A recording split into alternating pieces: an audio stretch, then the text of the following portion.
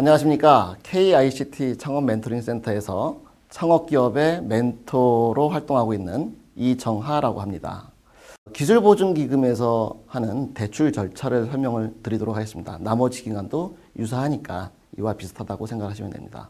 첫 번째로는 보증을 신청하는 것입니다.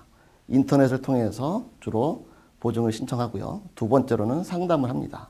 여기서 상담의 내용은 기술사업 내용 자체가 보증이 가능한 것인지 아닌지에 대해서 기초적인 상담을 하는 것입니다. 세 번째로는 접수하고 조사 자료를 수집합니다.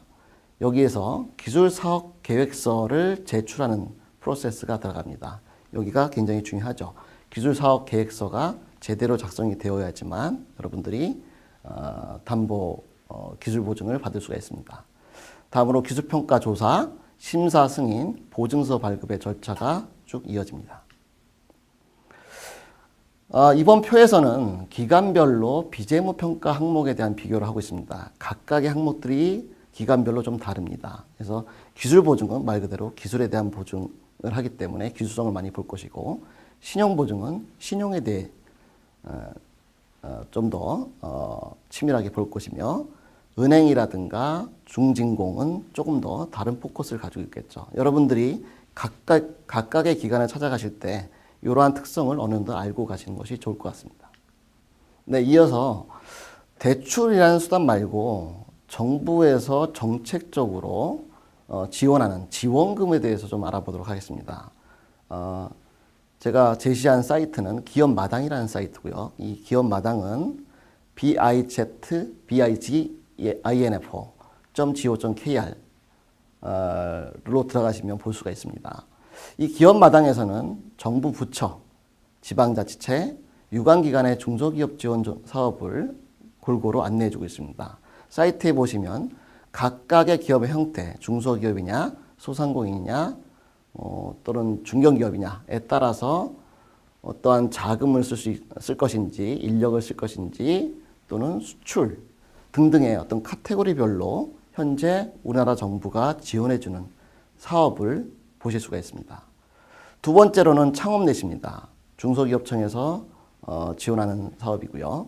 창업넷은 창업과 관련된 다양한 정보를 제공하는 대한민국 창업 포털 사이트입니다. 마찬가지로 현재 접수 중인 사업이 어떤 것이고 어떤 카테고리에 어떤 류의 정부 지원 사업이 있다는 것을 아실 수가 있습니다. 네, 마지막으로 중기청에서 운영하는 기술개발사업 종합관리 시스템에 대해서 보도록 하겠습니다. 기술개발과 관련된 비용을 직접적으로 지원하기도 하고 기술 경쟁력을 향상시킬 수 있는 지원을 해주기도 하고 있습니다.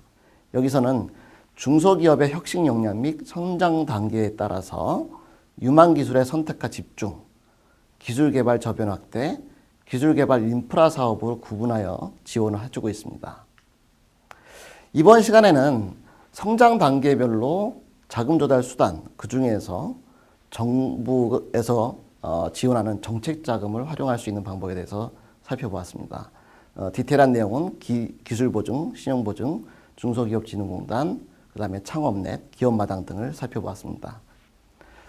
창업기업의 성장 단계별 자금 조달의 여러 가지 방법 중에서 창업기업의 성장 단계가 창업 단계냐, 성장 단계냐, 성숙 단계냐 또는 안정 단계에 따라서 나눠져 있고요.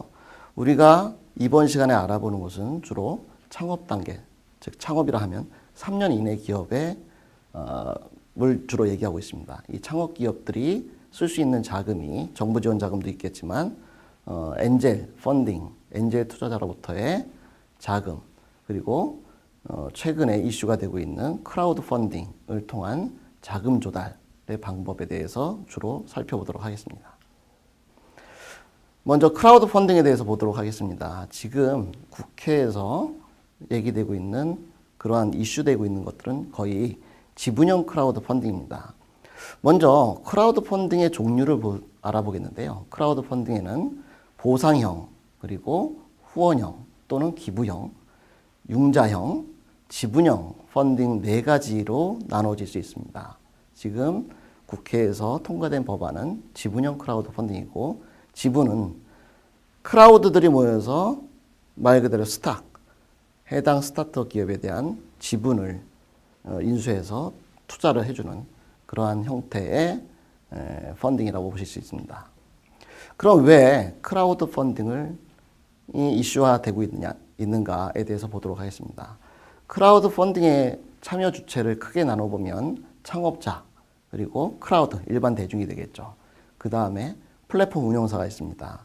각각의 주체별로 어떠한 베네핏이 있는지에 대해서 보도록 하겠습니다. 창업자는 당연한 얘기지만 크라우드 펀딩을 통한 자금 지원을 받을 수 있는 것이고, 더불어 비즈니스 모델에 대한 검증이 할 수 있는 도구로서의 역할도 하고 있습니다. 즉, 크라우드 펀딩에서 펀딩에 성공한 사업은 대중적으로 인기를 끌 가능성이 높다라고 생각하시면 될 것 같습니다. 일반 대중은 왜 크라우드 펀딩에 참여를 하느냐? 성공 시에 투자 대비 고수익을 기대할 수도 있다는 것과 창업 기업을 내가 후원해 준다라는 일종의 어떤 그 의식 같은 것들이 있을 수가 있겠죠.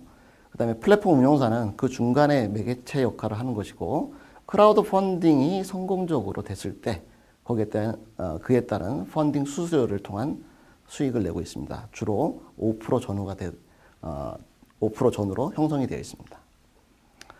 크라우드 펀딩을 굉장히 많이 나와 있지만 어떻게 하면 성공을 시킬 수 있는가에 대해서 잠깐 보도록 하겠습니다. 먼저 당연한 얘기지만 프로젝트의 퀄리티가 굉장히 중요합니다. 기존에 없던 새로운 아이디어야지 공감을 더 일으킬 수 있고, 그 수혜자가 대중을 향한 것이어야지만 성공할 가능성이 아무래도 높겠죠. 두 번째로는 메시지 전달이 중요합니다. 당연한 얘기지만 크라우드 펀딩 안에 있는 동영상, 그 다음에 그 밑에 자세한 내용들을 얼마나 효과적으로 구성해서 전달하느냐가 중요합니다. 더불어서 지속적인 피드백이 굉장히 중요합니다. 먼저 맨 처음에 만들어 놓고 그냥 나몰라라 하면 당연히 안 되겠죠. 지속적인 피드백, 오늘은 어떤 일이 있었고 내일 계획은 무엇이고, 또 참여해 준 크라우드한테 고맙다는 인사라든가 이런 것들이 당연히 있어야 되고, 그 다음에 보상 체계의 설정 굉장히 중요합니다. 합리적이어야 되겠죠. 운영의 투명성과 신뢰성도 당연히 중요합니다. 더불어 현실 가능한 모금 목표를 설정해야 하고, 모금 기간이 필요 이상 길거나 너무 짧거나 그러면 안 되겠죠.